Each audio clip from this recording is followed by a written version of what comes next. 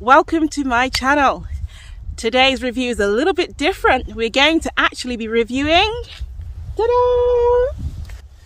this car. It's the MG PHEV hybrid car, and it's a new addition to my family. I have literally just picked up this car a couple of days ago. It is brand new, and I thought you might like to see a little bit about the car and some of the quirks that I found, which might be useful to you to know before you buy the car. So let me give you a little bit of a tour. I'm not really going to go through all the technical spec of this car because you can find that anywhere. I want to just comment on the things that perhaps they don't tell you, and it might be useful for you to know, or the things there isn't much information on. The color I have is this pearlescent white, and what is more is that I actually have it with a red interior, and I think the red interior just makes this so special. I really like that. I mean, the detail. Look at the steering wheel. It's got red on the steering wheel. I think that this really makes this car look stunning.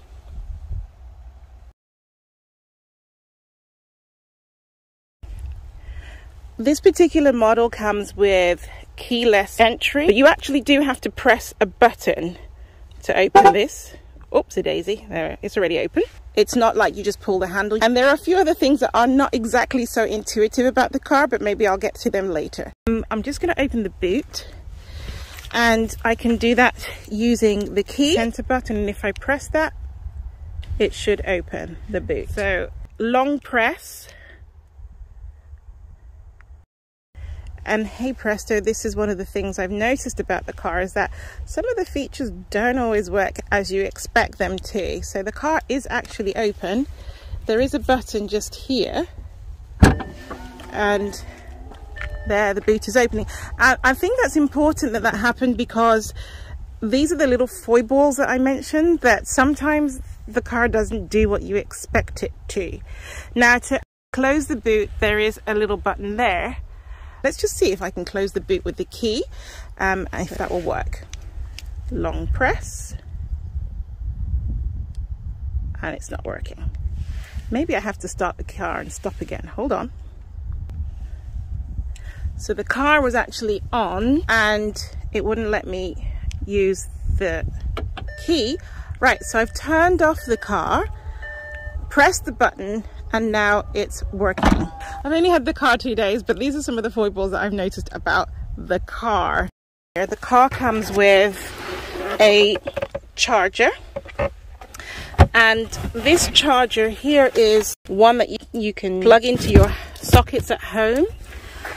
It doesn't come as standard with the rapid charger, and that's really important to know, because if you want to use any commercial charging points, you will need that, and they make you pay separately for this.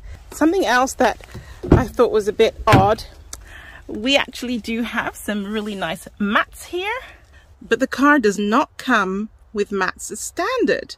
I was really surprised by that too.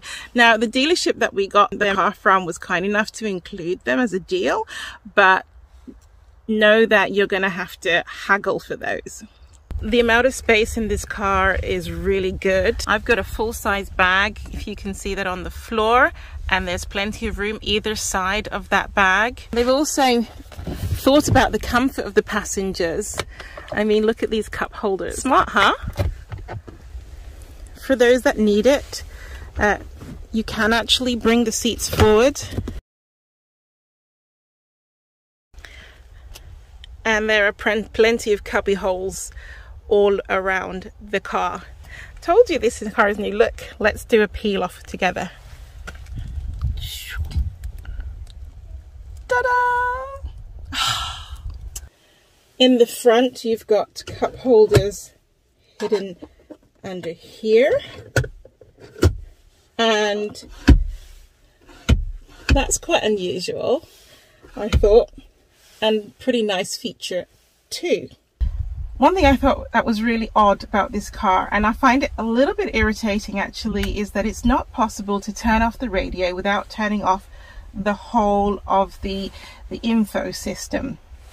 Let me give you an example of what I mean. The reason why the radio is not on is because I've actually put the system in standby mode. But let's say I want to use the navigation system, for example. Well, I have to turn the system on, and I do that by pressing the button here with a house on it, and I press that to turn it on. But as you can see, it turns the radio on immediately, and the only way to turn the radio off, well, not off, is to mute it. Which is really annoying. So there is no off button for just the radio. So if I want to keep this screen open, which is the home screen, there seems to be no way to turn the radio off and keep the home screen on. I mean, that seems absurd to me. Now the car has a feature where it can tell you the speed of the road that you're traveling on, and it's indicated on the dashboard. Now one of the things that I've tried to do several times is actually turn it off. So this is the driving assistance, and can you see that it's on?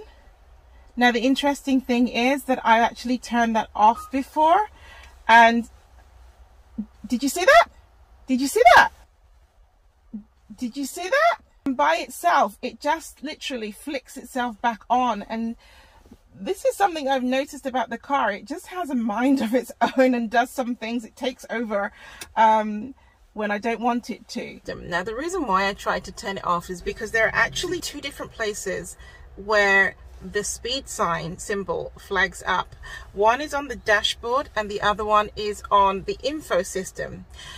The problem is you're using the navigation and the info system, then sometimes the speed warning limit does not correspond to the speed warning limit on the dashboard, and that can be really confusing. Should I be driving at 50 miles an hour, or should I be driving at 70 miles an hour? Another foible of the system. I really want to show you how cool the camera feature is. Taking a tour around the car, you'll see on the wing mirror there is here a camera, and as we go around the car, oh, the lights are absolutely stunning on this car. Really like them. We have another camera just here. Down here we have the front sensor.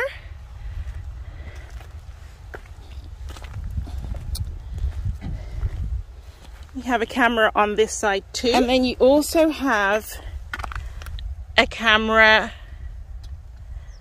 just here as well at the back, which allows you to see a 360 view of the car, and I think it's pretty impressive.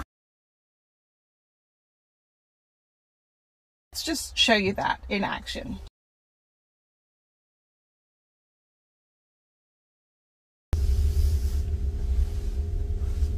As soon as I press the indicator, you'll see that all of those cameras, they give you a 360 view of the car. This is so cool. I really like this.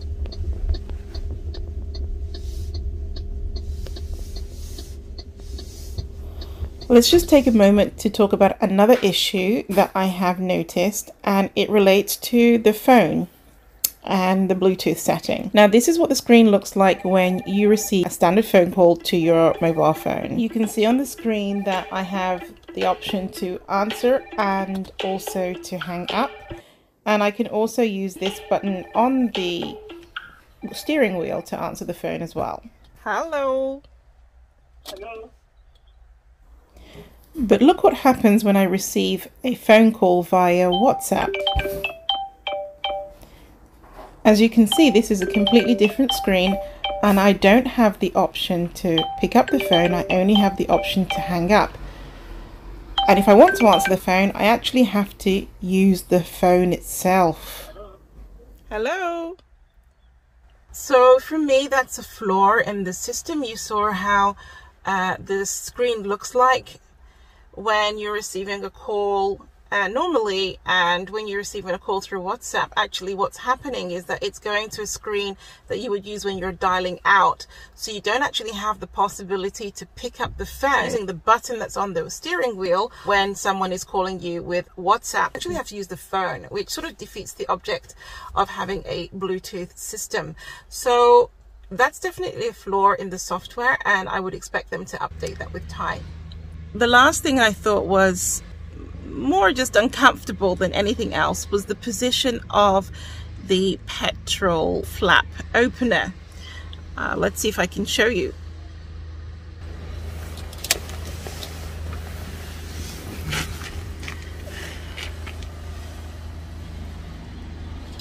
In order to be able to get to that, I would literally have to get out the car, bend down, and then be able to press that button. And I think that's just really in an awkward position. One thing that they didn't tell me, and it is important to know, is that the fuel tank is pressurized, which means that unless you press that button, you will not be able to refuel the car. Sometimes, for some reason, it doesn't work, and you might have to wait up to 30 seconds for the flap to open and for the tank to depressurize. And you'll see this symbol when the car is ready for you to refuel. So those are my initial thoughts on the car. I really still like it. I think that once they've ironed out a few of these teething issues, that this car is definitely a contender for the plug-in hybrids. Don't forget to give me a like and subscribe to my channel if you're interested in what I normally do, which is review wigs. And I look forward to seeing you on my next wig review.